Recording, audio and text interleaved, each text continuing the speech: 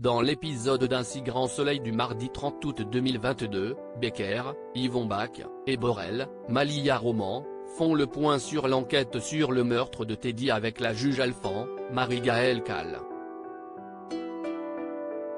Son assassin, Franck, demeure introuvable, mais ils ont découvert que celui-ci était très proche de Patrice Angel, le patron de la boutique de cigarettes électroniques dans laquelle travaillait Teddy, dans le passé. En effet, les deux hommes ont grandi ensemble et faisaient même partie du même club de football. La juge Alphand décide de mettre Patrice Angel sur écoute et demande aux enquêteurs de scruter tous ses faits et gestes.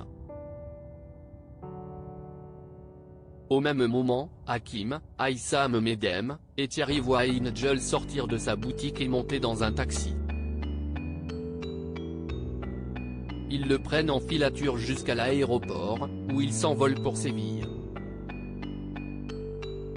Becker le soupçonne de voyager pour un contrat avec un fournisseur et demande à la police espagnole d'aller le coincer à sa sortie de l'avion.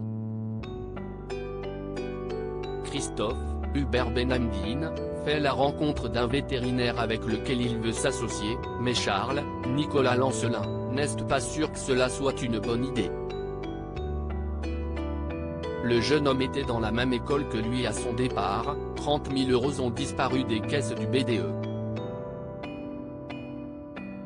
Il lui conseille de se renseigner sur lui avant de faire quoi que ce soit. Christophe s'exécute et découvre que le jeune vétérinaire est bien un escroc. Après avoir volé l'argent de son BDE, il a continué ses activités illicites en Guyane. De son côté, Antonin, Nathan Bensoussan, prend un café avec Margot au 101, le bar géré par Dylan, Istvan Nekrasov. L'assistante du cabinet d'avocats est directe avec lui, il ne se passera jamais rien entre eux. Bien qu'ils s'entendent bien, Antonin a l'âge d'être son petit frère. Le jeune homme prétend être d'accord avec elle mais accuse le coup intérieurement. Louis sort du silence après avoir avoué le meurtre de Myriam, Pauline Paolini, pour protéger Louis. Sylvain Bocara, Léonore, Maeva Pasquali, est interrogé par Yann, Constantin Balzan, et Manu, Moïse Santamaria. Elle prétend avoir agi par jalousie, après avoir appris que Myriam et Marc allaient avoir un enfant, et raconte avoir envoyé un mail anonyme à la banque de son ex-beau-père, Jacques Moore, dans lequel elle affirmait que celui-ci avait truqué des documents pour obtenir une avance sur trésorerie. Myriam aurait alors découvert la vérité sur ce mail et s'apprêtait à tout répéter à son ex-mari, Marc.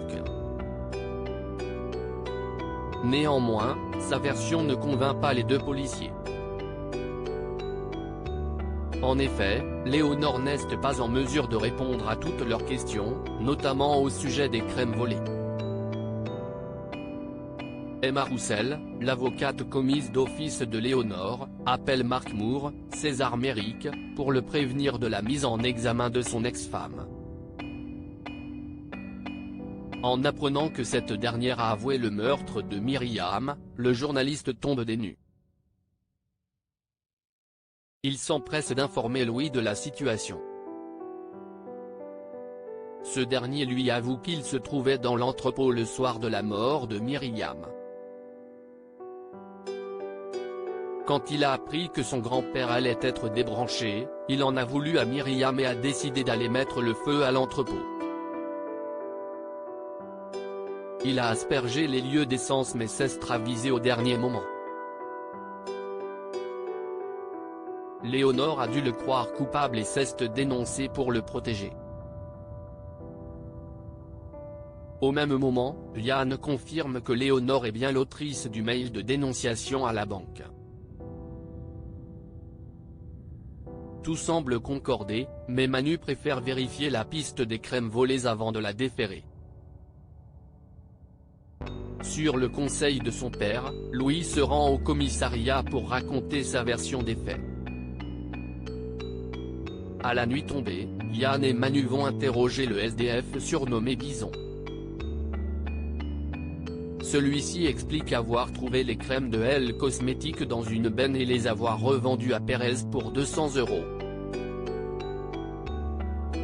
Un soir, vers 1 h du matin, il se trouvait près de la benne lorsqu'un individu est arrivé en voiture et y a déposé un sac contenant les crèmes.